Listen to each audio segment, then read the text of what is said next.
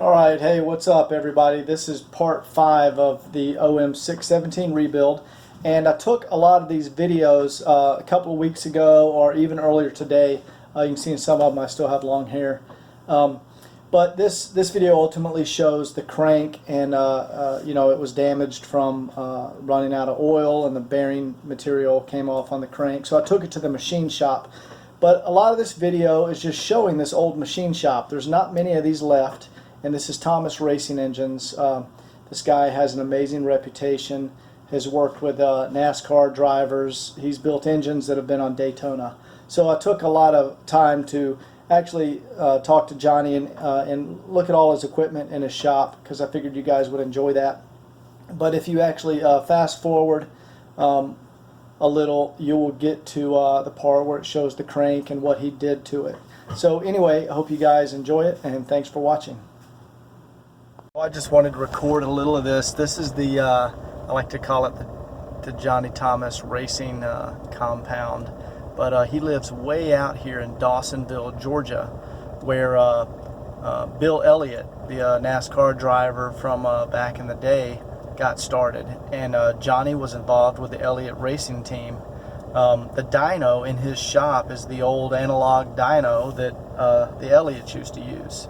And pretty cool, you know, vintage, old school looking machine shop. But he actually lives right there.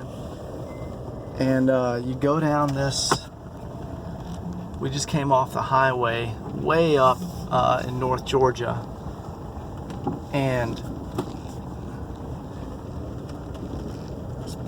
this is his property. But you go down this gravel road back here, and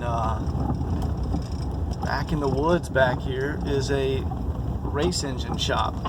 There's no website, there's no advertising. This guy's all word of mouth. He's the best in Georgia. There's the machine shop right there. So let's pull up here, and I'll record some when I'm in there, and start talking to Johnny. Here we go. Phone number's even worn off the door. Johnny, there's a lot of people that don't get to see real old school machine shops like this. Can I show them on this video your machine shop? Yeah, I don't care. And so you said this is a surfacer from Italy? This is from Italy. I think that's where it was made. It was made as a quickway surfacer, but I think it come from Italy, if I'm not mistaken. And then this, let's see. And of course, this Sunning stuff is from, I think it's all American made, or comes. Sunning is in Missouri, I think. And this is the one you had to modify so it would work correctly with the new LS blocks. Yeah. I say new, only, but the honing head. The it's very mild modification, nothing to it. And then that's a line hone, doing the main bores. And then you have two more, one here and one here. That's a pin fit machine, pin fit pistons and rods, and resize rods, honing machine, whatever you want to call it. And you said you never had a problem with this one. Huh? You've never had a problem with this one? No, it's a pretty basic, pretty simple machine. I haven't seen And it. of course, this is the boring bar. A boring bar. They hadn't made these in years. The new ones locate off the deck of the block. The new quickways. I don't like that at all. This one locates off the main bores. Oh wow! And you don't use this one. This is also a surfacer. Yeah, this was a grinder. I don't use it grinder. anymore. I haven't used it in years. And you said water would fill up in here. And you got some more over here. These look like drill presses here. And these are drill press? Is that what, yeah, that's drill press. Milling machine. A milling machine here. That looks like a drill press. That's an old drill press there. I wouldn't take nothing for that. That's what I use to drill my cranks when I'm balancing it. This thing's got patent dates on it here.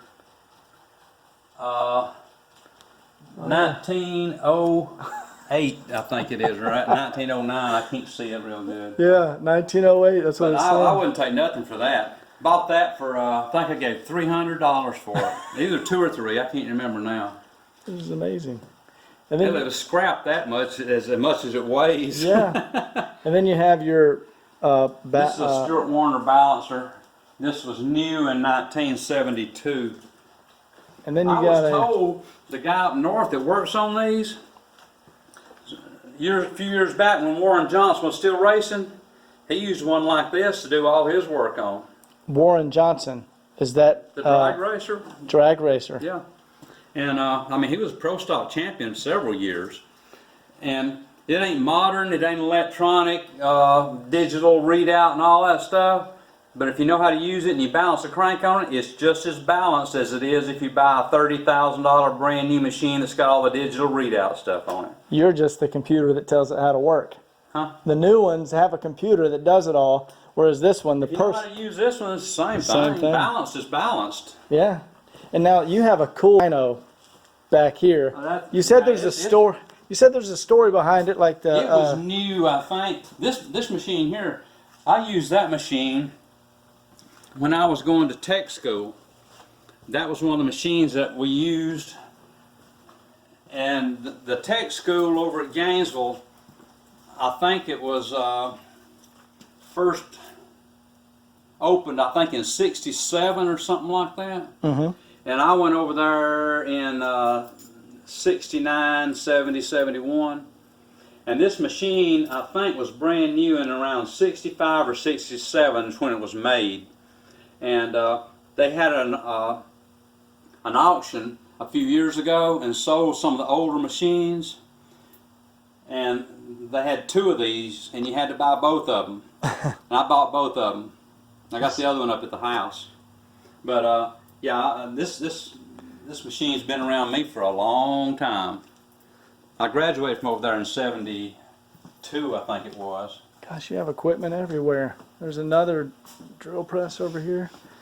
And didn't you get this dyno? You got this dyno from somebody? Huh? Who did you get this dyno from? That come from Ernie Elliott. The Elliott, Bill Elliott. The first year Bill won Daytona, his engines, all his engines were dynoed on that dyno. What a cool story. Oh yeah. I think they bought this new somewhere around 80, 82, somewhere around there. I can't remember exactly what year. And I've been using it for several years. It's definitely paid for itself. Such a cool story. A lot of history. Huh? There's just a lot of history in here. Yeah. You know, that Yeah. it's gone now. Yeah, this is what Johnny dynoed my race engine on. This machine here come from Jim Ruggles. Used to do all the Buick V6s back when they was running them in the NASCAR Busch Series. I never knew they ran V6s in NASCAR. I didn't know they ran V6s in NASCAR. In the Busch Series, which is the Step down. yes, it's a series that was under what they call Winston Cup at the time. What, do you got some more stuff out here? In the old days, they used to run they run 302s, and then later on they run 350s in that class. And of course, they couldn't do all the stuff that the Winston Cup cars could. It's a little bit slower than the Winston Cup cars, but that was a series just under Winston Cup. I don't know what they call it today. I don't keep up with it. Well, there's a lot of guys that are gonna enjoy this video because, you know, my generation, we don't have this stuff anymore. There's, you know, but, I'm 40 years old, so I'm at the tail end of it.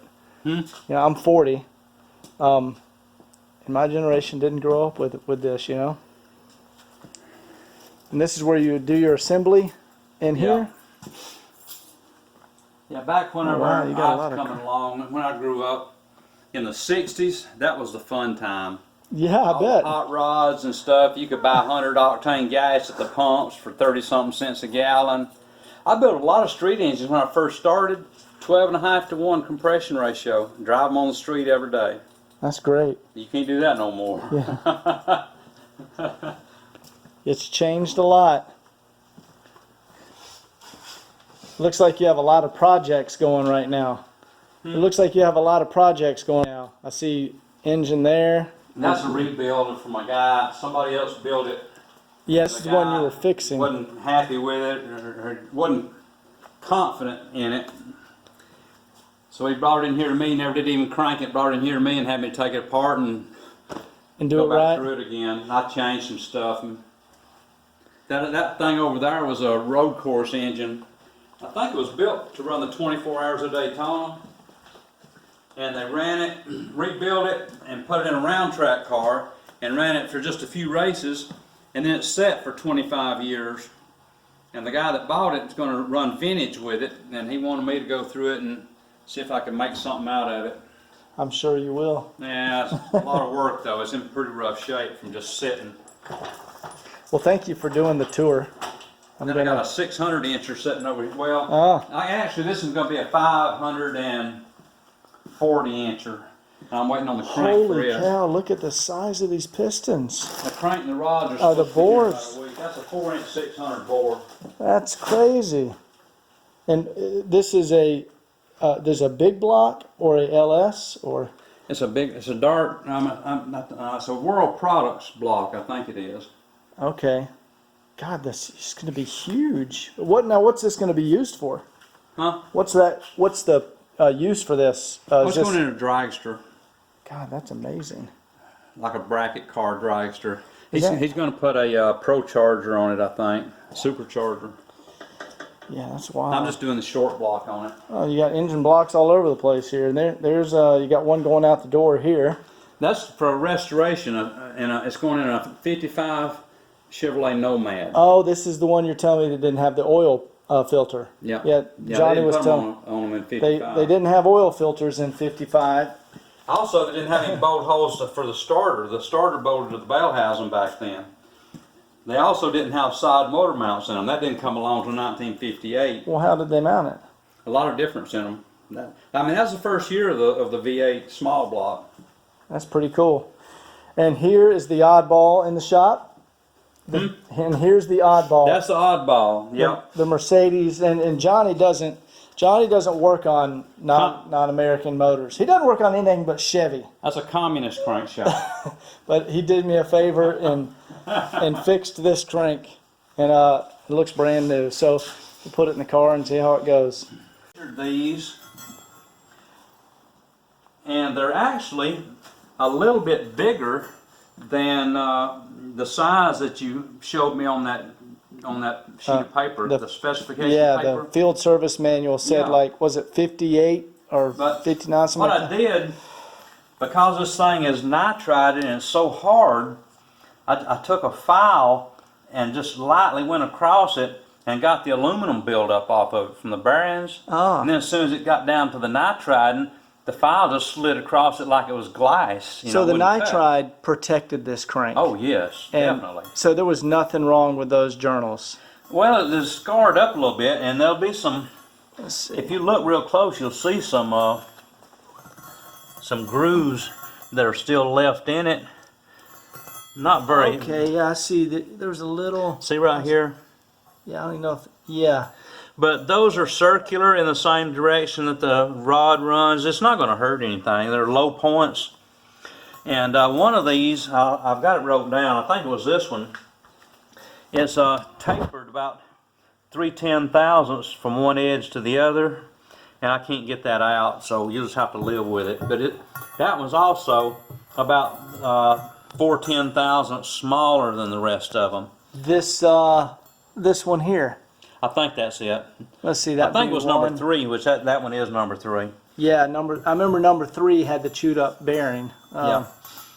But wow, that looks every beautiful. other one of these, I don't know why it did that. Every other one of them wasn't even hurt, and every other one of them, the bearing got eat up on it. It must be the firing order and the oiling order or something. Well, it looks beautiful. And the mains were perfect. There's nothing wrong with them at all. It looks brand new. Mains. Now that's measured in 10,000ths of an inch. Okay, so the factory said it should have been. Here's what it said that it should measure. That's the rods. Yeah, crank. but pan. they measured 2 inches and 45 thousandths before I did anything, which is okay. about 9-10 thousandths bigger than what it says. So it was a little bigger than what the factory spec had. That's what it said, yeah. All right. According to that. And this is the, okay, here's the rod. That's what they actually measure right now, One, after I two, got three, through polishing four, it. 5. This one here is the worst one. Number 3. When you say worse, I don't think you'll have any trouble with that. I mean, No. this is, you're used to building race engines. This ain't racing anywhere. 0 to 60 in 16 seconds. That thing probably never turned over 2,500 RPM. Johnny, it actually goes up to like 4,500 sometimes when you, but it's 0 to 60. That ain't 8,000. It's 0 to 60 in 16 seconds. 16, really? Oh, man. So the mains, you didn't have to do anything to those. Or you polished them. You said they looked fine though. And were the mains the same? See, some of these, like number 1 and number 5 and even number 4. So that's every other one. Every other Those one. were in great shape. There wasn't a damn thing wrong with them. And you say number 3 on the rod, you noticed it was, oh, it's a little smaller. Is that what were you saying? Yeah. Oh, no, here's what I was looking for. Number 1 rod, so that's just 1/10,000th under. Yep. See, and that right there's 245, 245, 240. See, that number 3 is the only one that was bad, and it ain't real bad. And what? It ain't worth buying another crank. It's the same though. That is actually 46. 4/10,000ths, less than a half a thousandths under So nothing. the high side. It's like nothing happened to it. But now it's also got a little taper from one edge to the other, and it's got one spot on it in the crank that's a little bit low. But I mean, the oil hole is I mean, there ain't even nothing there, and the bearing goes over that. You know what I'm saying? Yeah. I don't think it'll hurt anything. I think you're fine. This is cool. The guys are going to like this on the, I'm going to put this on the internet. Well, thank you. So let me ask you this. How do I keep it from rusting? It might be a couple of months before I get to putting this back in the engine.